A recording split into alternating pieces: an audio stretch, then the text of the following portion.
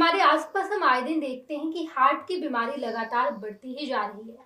Heart की समस्या न केवल बुजुर्ग बल्कि युवा वर्ग के लोगों के बीच भी लगातार फैलती जा रही है। और ऐसे में हम आपके सामने एक खास एपिसोड लेकर आए हैं। हमारे साथ डॉक्टर आशीष है। पहले तो बहुत बहुत स्वागत है धन्यवाद सर। धन्यवाद। डॉक्टर आशीष हमें बताएंगे कि हार्ट की बीमारी किस वजह से होती है, इसके उपचार क्या क्या है और इसके बाद किस तरीके की सतर्कता हम लोगों को बरतनी है। सर, पहला सवाल तो यही होगा कि हार्ट की बीमारी लगातार बढ़ती जा रही है। पहले हम ये सुनते थे कि केवल बुजुर्ग लोगों को होती है, लेकिन अब छोटे छोटे बच्चों को, यंगस्टर्स जो है, उन्हें भी ये परेशानी हो रही है। क्या वजह है इसकी? ऐसा जैसे हार्ट का बीमारी सिर्फ हमेशा कोरोनरी ही नहीं होता है। ये पहले भी बच्चों में भी होता था। बच्चे में जैसे कॉन्जेनाइटल हार्ट डिजीज, दिल में छेद होना, ये उसमें एरिथमिया, हार्ट रेट का तेज या स्लो होना। लेकिन अब ये सही बात है कि ये परिस्थिति धीरे धीरे बच्चों और यंग में भी हो रही है।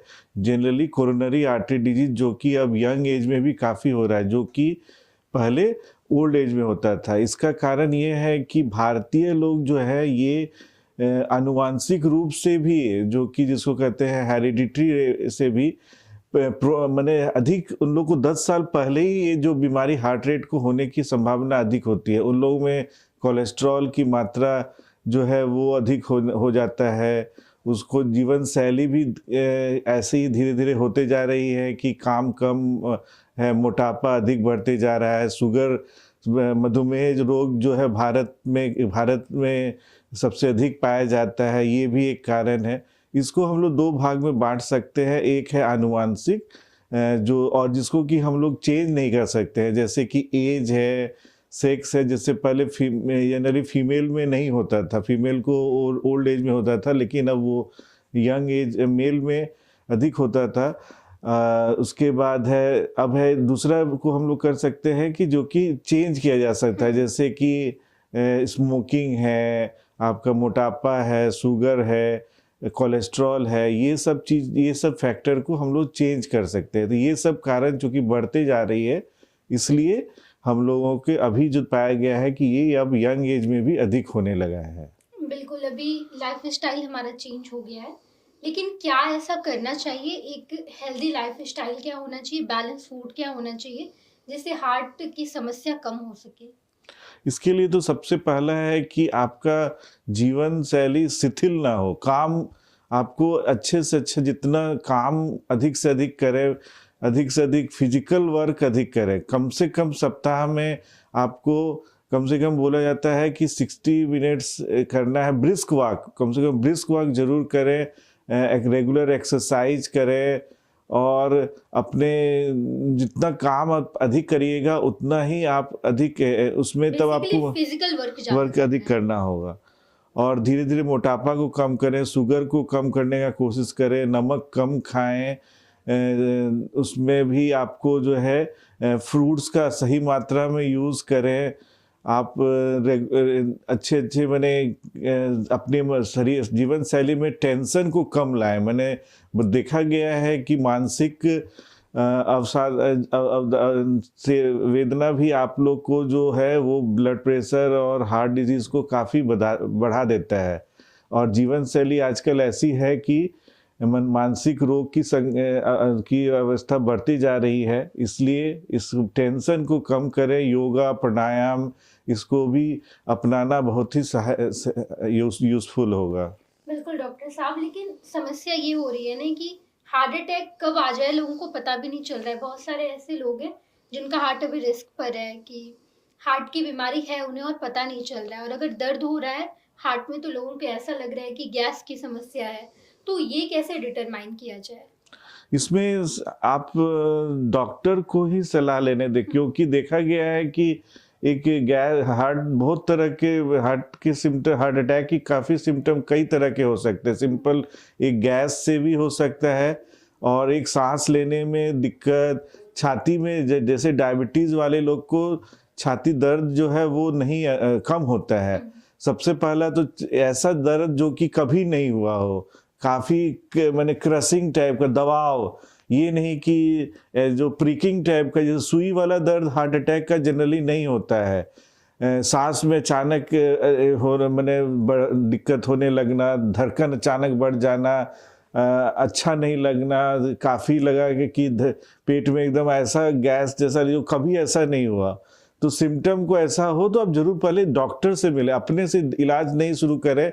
उसमें सबसे अच्छा सहूलियत आपको एक ईसीजी हो जाएगा, आपका ब्लड प्रेशर चेक हो जाएगा, तो आपको वो डॉक्टर ही डिसाइड करने दे, डॉक्टर को ही, कि ये हार्ट अटैक है कि नहीं है। आजकल काफ़ी ब्लड टेस्ट भी आ गए जिसको ट्रोपोनिन कहते हैं, उसको भी जांच करने दें, और जो कि आपको 1 से 3 घंटे के अंदर में आपको बता देता है 99% में कि हार्ट अटैक है कि नहीं। तो बेस्ट है कि डॉक्टर को डिसाइड करने दें, और जल्द से जल्द नज़दीक के स्वास्थ्य केंद्र में मिले, डॉक्टर से मिले, वही उन्हीं को डिसाइड करने दें। बिल्कुल डॉक्टर साहब, हम पटना में बैठकर ये बात कर रहे हैं। पटना एक ऐसा शहर है जहाँ पे मूलभूत सुविधाएं हैं, लेकिन जब हम गांव की बात करते हैं, वैसा सुदूर गांव जहाँ पर बहुत सारे बेसिक उपचार भी नहीं है, तो वहाँ लोग कैसे, पहले जब हार्ट अटैक आ जाए तो सबसे पहले क्या करना चाहिए, जो सबसे पहले घर पे लोग कर सकते हैं वो उपचार? देखिए, उसमें आपको सबसे तो अच्छा है कि आप उस समय नहीं बर्बाद करें। आप आजकल सब जगह अस्पताल, एक बेसिक अस्पताल है जहाँ पे ईसीजी सुविधा है, आप वहाँ जाए, वहाँ डॉक्टर को डिसाइड करने। यदि आप नहीं जा पा रहे, एकदम मैंने ऐसा है, तो पहला तो रिलैक्स हो, बहुत टेंशन नहीं लें, और अपने घर वाले लोग को बोले कि नहीं, हमको जल्द से जल्द अस्पताल का कुछ इंतजाम कीजिए। आजकल पहला तो वही है कि पहले डायग्नोसिस इम्पॉर्टेंट है। डायग्नोसिस जब तक आप ईसीजी या नहीं होता है, काहे कि गैस का करते बहुत लोग की जान चले जाती है इसके कारण। इसलिए मेरा सजेशन है कि समय जितना कम बता के, एक कम से कम एक जहाँ पे पीएससी या आजकल है, गवर्नमेंट इतना काम कर रही है, वहाँ आप आजकल सब जगह कोई डॉक्टर मिल जाएगा। कम से कम जहाँ ईसीजी की सुविधा वहाँ तक चले जाएं, वो फिर आपको आगे बताएंगे, जान उसी समय बचेगी, नहीं तो दिक्कत होगा। बिल्कुल डॉक्टर साहब, आप हार्ट हॉस्पिटल के डॉक्टर हैं।